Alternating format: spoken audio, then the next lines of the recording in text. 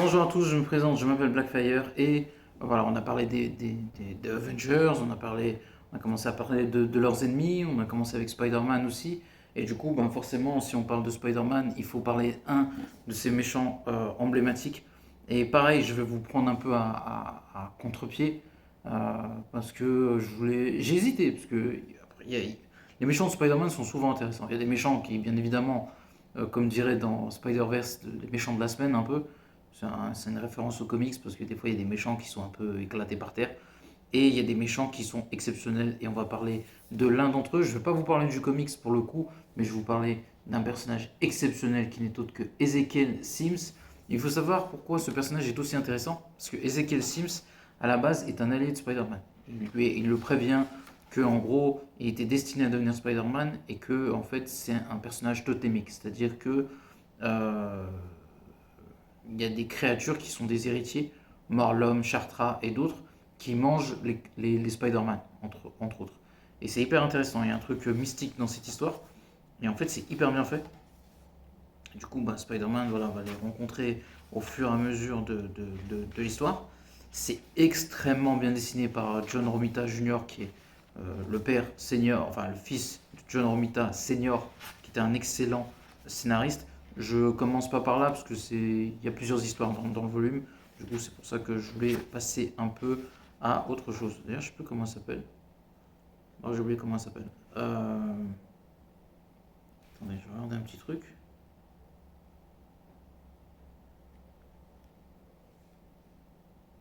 Eh ben, je sais pas comment elle s'appelle. Il y a un truc, il y avait un personnage intéressant, c'est pour ça là je suis en train de bloquer là-dessus. Attends, comment elle s'appelle? Ouais, c'est marqué ça.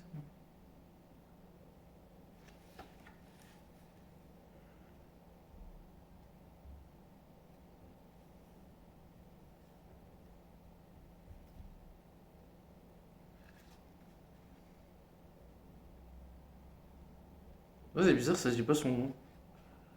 Je voulais pas vous parler d'elle, mais j'avoue que la revoir ça m'a interpellé. Donc,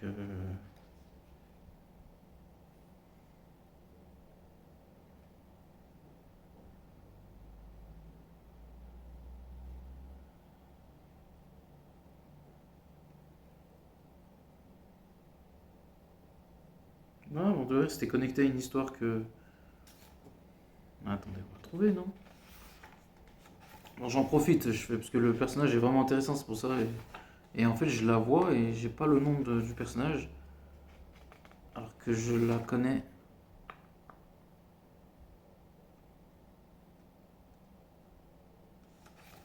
Comment elle s'appelle?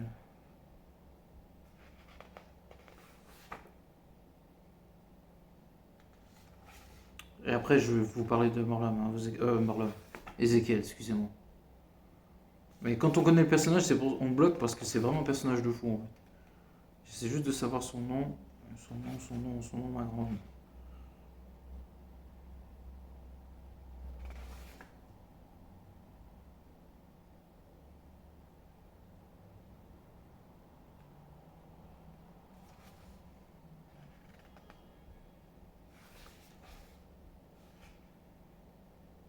On va le trouver. Désolé pour.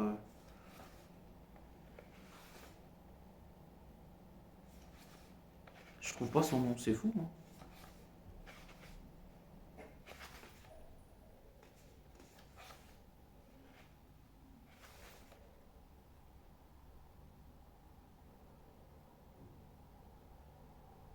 Ah, Morwen il s'appelle.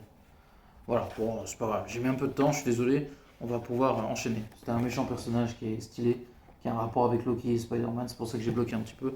On peut enchaîner maintenant avec le personnage de Ezekiel Sims. J'aurais pu parler d'elle, hein, mais bon.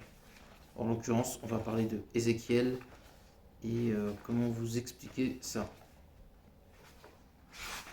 On va y arriver, hein. Mais en fait, Ezekiel, si vous voulez, il s'est allié à Spider-Man, mais ça a des conséquences dramatiques par la suite et vous allez comprendre pourquoi. En fait, Ezekiel lui-même, en fait, il y a longtemps, voilà, il était au Pérou et en fait, il fait une sorte de pacte et du coup, il a les mêmes pouvoirs que Spider-Man. sauf que, en fait, il y a une créature qui va le traquer, un peu comme Prince of Persia avec le Dahaka. Et ben lui, en fait, c'est pareil. Il va se faire traquer par une créature. Et tant que cette créature ne s'est pas assouvie je sais pas si on peut dire de son mal ou de sa faim, et ben en fait, lui, il est foutu. Parce qu'à chaque fois, en fait, il va être pourchassé jusqu'à qu'il crève.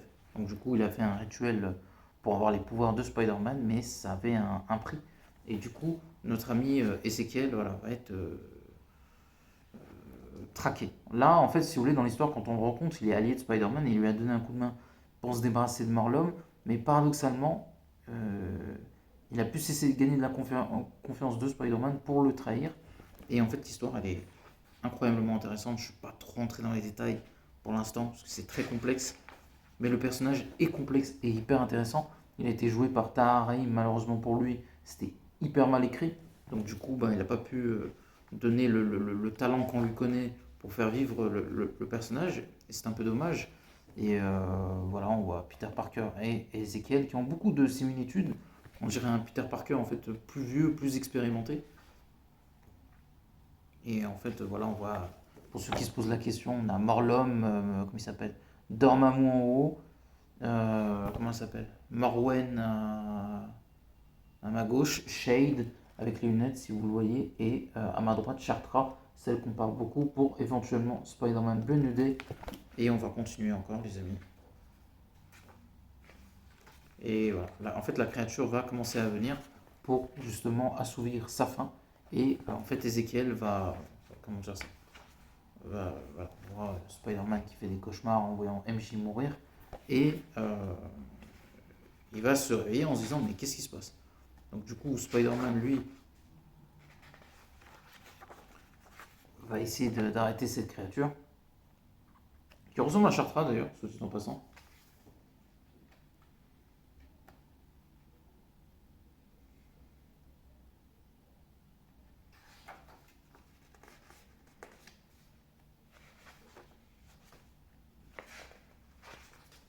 Je vais avancer un petit peu.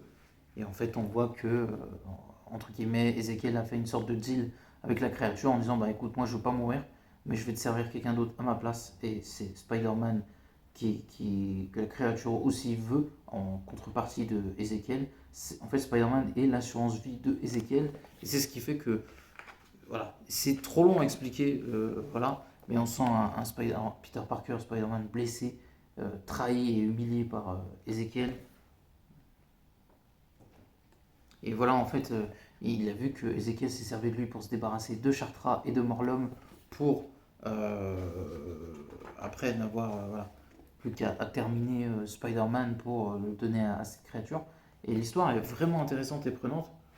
Voilà, donc on voit que Spider-Man ne va pas se laisser faire dans un combat épique. Et j'ai même pas fait exprès, je voulais même pas vous raconter l'histoire. Mais du coup, pour pouvoir raconter le personnage, je suis obligé de raconter cette histoire d'une certaine manière. Et ce qui est intéressant, c'est que Spider-Man va perdre le combat et va être mis pour être sacrifié. Et ce qui va se passer, c'est que euh, voilà, Spider-Man va utiliser sa force pour essayer de se libérer, mais en vain. Et ce qui va être intéressant, c'est que dans ce sacrifice, en fait, chacun va se mettre à la place de l'autre. C'est-à-dire que Ezekiel va se mettre à la place de Peter Parker et voir tout son passé, tout ce qu'il a fait dans sa vie et tout ce qu'il a été. Et inversement, Peter Parker va voir la vie de Ezekiel et ça risque d'être.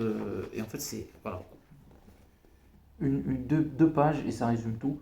On voit voilà, Peter Parker qui voit la vie de Ezekiel, comment il a été toute sa vie, et Ezekiel qui est dans la peau de Peter Parker. Et ça en fait une histoire juste complètement incroyable, vraiment vraiment incroyable. Et la créature qui veut tuer Spider-Man, ce qui va se passer, c'est qu'Ezekiel dit, en connaissant la vie de Spider-Man, décide de se sacrifier finalement pour le laisser vivre. Et voilà. Et c'est hyper intéressant. Voilà. Et on va s'arrêter là pour le personnage, voilà, qui est juste incroyable et qui finit mort ou momifié. Et voilà, la fin du personnage de Ezekiel qui est exceptionnel et que Sony a bousillé avec un excellent acteur qui est à Raïm en plus, c'est encore plus horrible. Donc n'oubliez pas de commenter la vidéo. À la prochaine.